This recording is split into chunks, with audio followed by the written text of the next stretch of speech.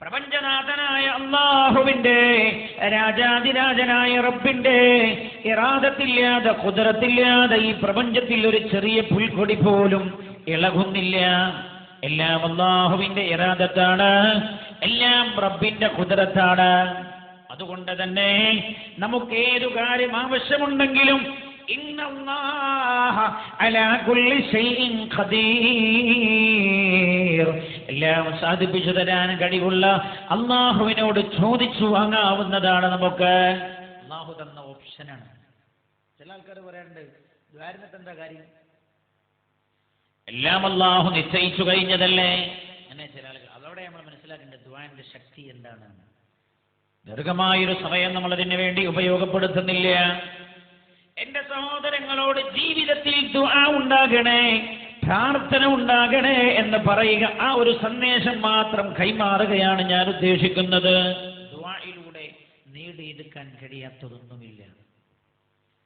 ചിലർ പറയാറുണ്ട് എന്തിന് ദുആ ചെയ്യുന്നു, എല്ലാം അല്ലാഹുവിന്റെ വിധി പോലെയല്ലേ സംഭവിക്കുക. എല്ലാം അൽ-ഈമാനു ബിൽ ഖദർ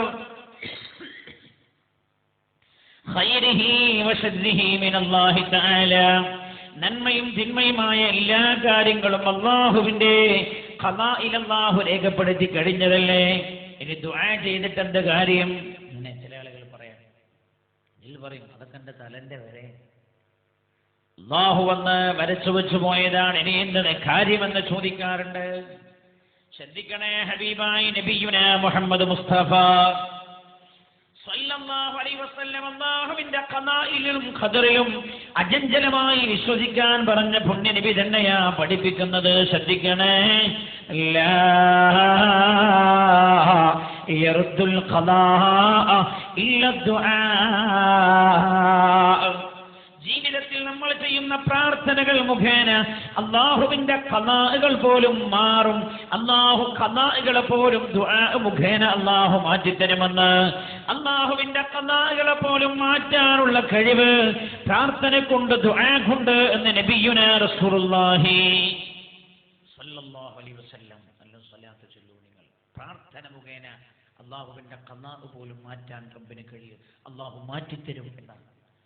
പ്രാർത്ഥനക്ക് അതിന് കഴിയുമെന്ന് മഹാനായ നബിയുനാ റസൂലുള്ളാഹി. അതുകൊണ്ടല്ലോ എല്ലാ ഈ ഇബാദത്തുകളുടെ മുഴുവൻ അന്തസത്ത എന്താ? പ്രാർത്ഥന, ദുആ. പുണ്യനിബിതങ്ങൾ തന്നെ പറയുകയാണ്, അദ്ദുആഉ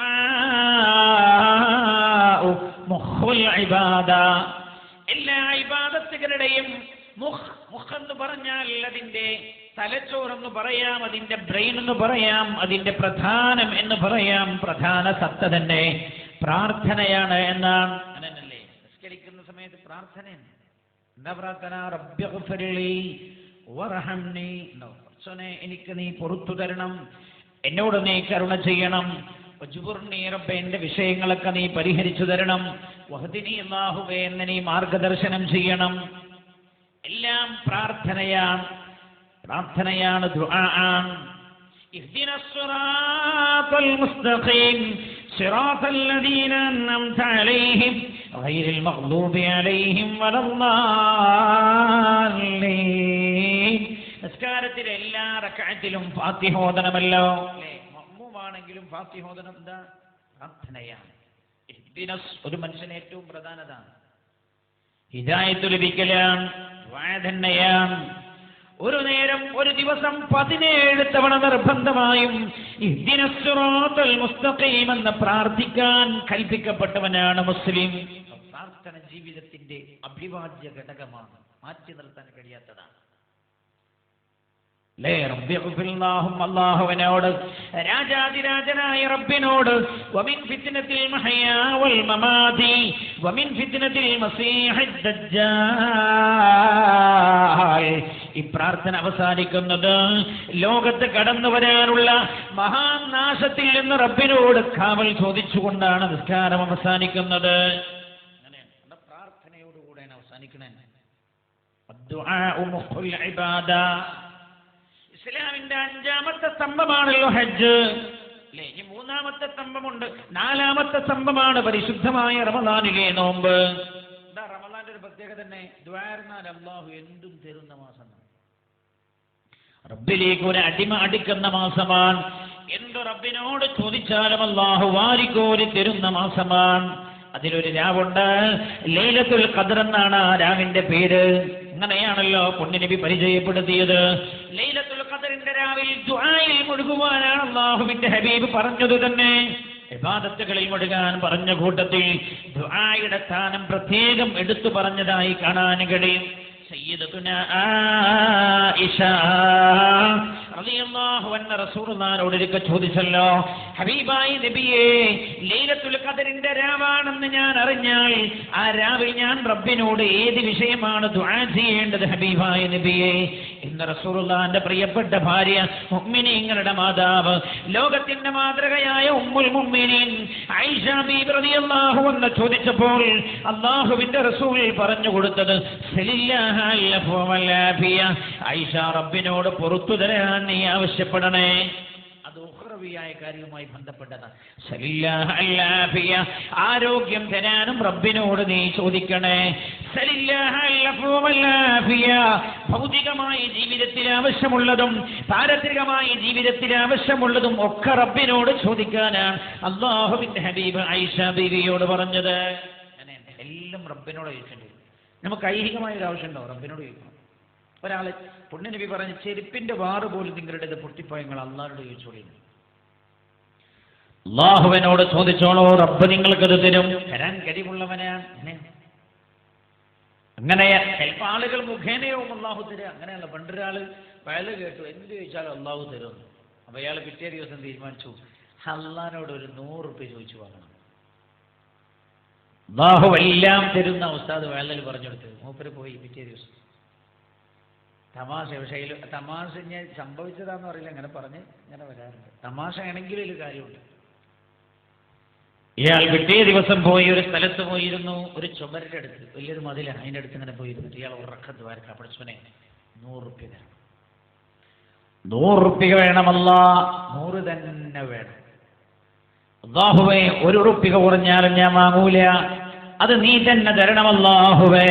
ഞാൻ ഇങ്ങനെ ചോദിക്കാം. കുറേ നേരം ദ്വാരുന്നു. അപ്പോൾ ഒരാളെ വഴിക്ക് ഇങ്ങനെ പോകും. ഇയാൾ ഈ ഒച്ച വെച്ചുള്ള ദ്വാ കേട്ടപ്പോൾ ഇയാൾ മെല്ലെ നോക്കിയത്. അപ്പോൾ ഒരുത്തനിങ്ങനെ ദ്വാരക്കാണ്. ഇയാളിങ്ങനെ പറയുന്നുണ്ട്, 100 തന്നെ വേണം, 980 ആയാലും എനിക്ക് വേണ്ട. അപ്പം ഇയാൾക്ക് തോന്നി, എന്നാൽ 99 കൊടുത്തു നോക്കും, അവർ എടുക്കുമോ? ഇയാളൊരു ടവലിൽ 99 റുപ്യ കിട്ടിയിട്ട് മെല്ലെ ഇട്ട് കൊടുത്തു. അയാളെ കയ്യിലേക്ക് ഈ കിറ്റ് വന്ന വീണപാടെ ഇയാളെ എടുത്തിട്ട് ടവലെ കഴിച്ചു നോക്കുമ്പോൾ എണ്ണി നോക്കുമ്പോൾ 99 റുപ്യ ഉള്ളൂ. നേരത്തെ മൂപ്പരെന്താ പറഞ്ഞേ? 99 ആയാലും എനിക്ക് വേണ്ട, 100 തന്നെ വേണം. പെണ്ണി നോക്കുമ്പോൾ 99 ഉള്ളൂ. അപ്പോൾ മൂപ്പര് പറഞ്ഞു, അള്ളാഹു ഭയങ്കര ഡിസ്കൗണ്ടാണ് ചെയ്തത്. ടവലിന് 5 റുപ്യ വേണം ഏറ്റവും ചുരുങ്ങിയത്. ഇത് 100 റുപ്യ അള്ളാഹു പിടിച്ചിട്ടുള്ളൂ. അപ്പോൾ 99 റുപ്യയും ടവൽ 100 റുപ്യയും. 100 റുപ്യ ഒരു പോക്കറ്റിൽ പോയിന്നാണ്. അള്ളാഹു ചോദിച്ചത് വേറെ ആളുകൾ മുഖേനയാ കൊടുക്കുക. അങ്ങനെ ദുന്യാവിന്റെ അള്ളാഹു ഈ ഭൂമിയിൽ സ്വീകരിച്ച രീതി അങ്ങനെ. ചോദിക്കുന്ന നമ്മൾ റബ്ബിനോടാവാം. അള്ളാഹു ആ കാര്യങ്ങൾ സാധിപ്പിച്ചു തരുന്നത് അള്ളാഹുവിന്റെ സൃഷ്ടികൾ മുഖേനയാണ്. ഇവിടെ അങ്ങനെ ദുന്യാവിൽ അള്ളാഹു സ്വീകരിച്ച രീതി അങ്ങനെ. അതുകൊണ്ട് അള്ളാഹുവിനോട് മനം തുറന്ന് എല്ലാ കാര്യങ്ങളും ചോദിക്കാവുന്നതാണ്. എല്ലാം അള്ളാഹുവിനോട്. സല്ലല്ലാഹു അലാ മുഹമ്മദ് സല്ലല്ലാഹു അലൈഹി വസല്ലം. സല്ലല്ലാഹു അലാ മുഹമ്മദ് സല്ലല്ലാഹു അലൈഹി വസല്ലം.